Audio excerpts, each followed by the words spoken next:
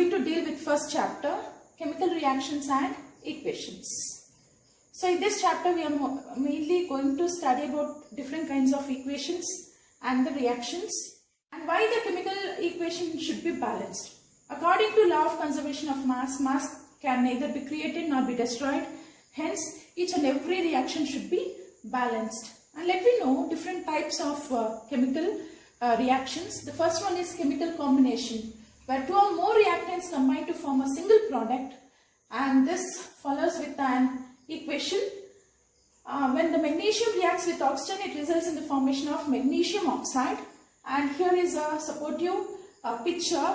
When the magnesium ribbon is burnt with the help of fire, it converts into magnesium oxide, which is a whitish powder. And this is the best example for chemical combination. And next we are going to study the other type of chemical reaction, that is decomposition reaction. So this is a reaction where a single reactant breaks down to form two or more products is known as chemical decomposition. Example is copper carbonate undergo reaction to form copper oxide with the release of carbon dioxide. And next, so let me know the difference between exothermic and endothermic reaction. Let me know first what is exothermic reaction. So the reaction where the heat is evolved, such reaction is called exothermic. Calcium oxide plus water results in calcium hydroxide, where the heat is evolved in such reactions, and that is called exothermic. Here is a supportive diagram. And next is endothermic reaction. So reaction where the absorption of heat takes place, and such reaction is known as endothermic reaction. And the example is calcium carbonate. So undergo reaction to form calcium oxide and release of carbon dioxide. This is the best example for endothermic reaction. And next, the other type of chemical reaction is displacement reaction. When a more reactive element displaces a less reactive element, then that reaction is called as displacement reaction. Iron reacts with copper sulfate to form iron sulfate. Why it's so? Iron is more reactive than the copper. Hence, copper gets separated and iron replaces the copper. This is known as displacement reaction. The other one is double displacement reaction. In this reaction, two different ions or group of atoms in the reactant molecules are displaced by each other. And the equation goes like this. Barium chloride, when reacts with sodium sulfate, it results in the formation of barium sulfate and sodium chloride. So here ions are exchanged, and this reaction is known as double displacement, otherwise called precipitation reaction also. The next one is thermal decomposition. So here we can find decomposition in three types: thermal, photolytic decomposition and electric decomposition. Let me see thermal decomposition. The energy in the form of heat helps in bringing up decomposition. Sodium bicarbonate undergo decomposition to form carbon dioxide, water and sodium carbonate with the help of heat.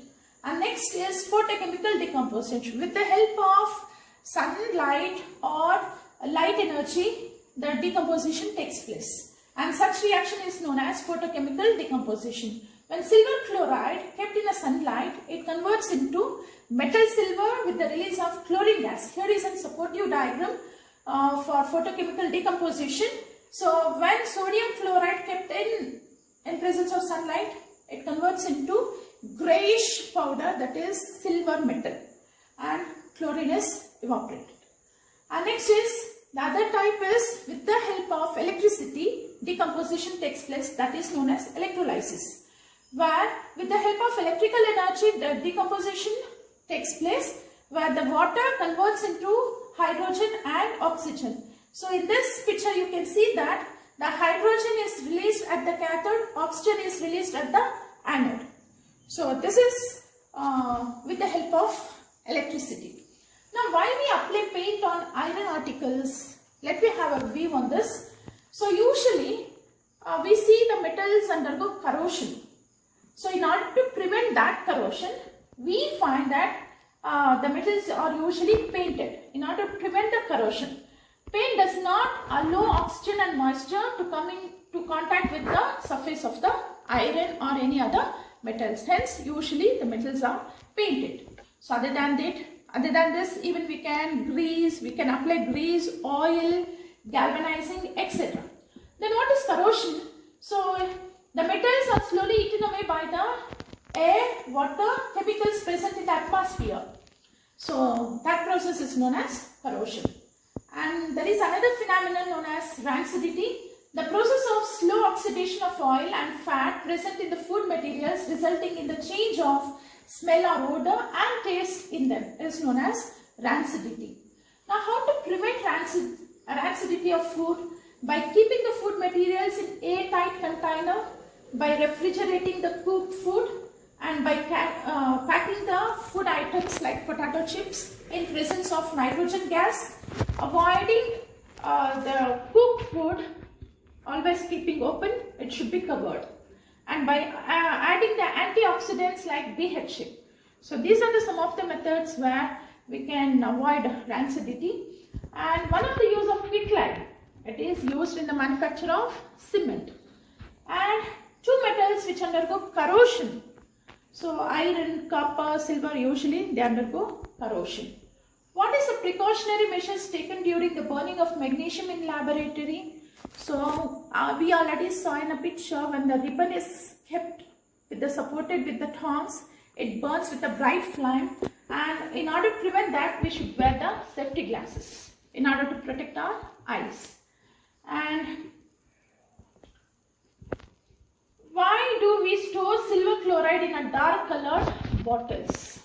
I already said silver chloride undergo photochemical decomposition so easily. So in order to prevent that, we should preserve it in a dark bottles.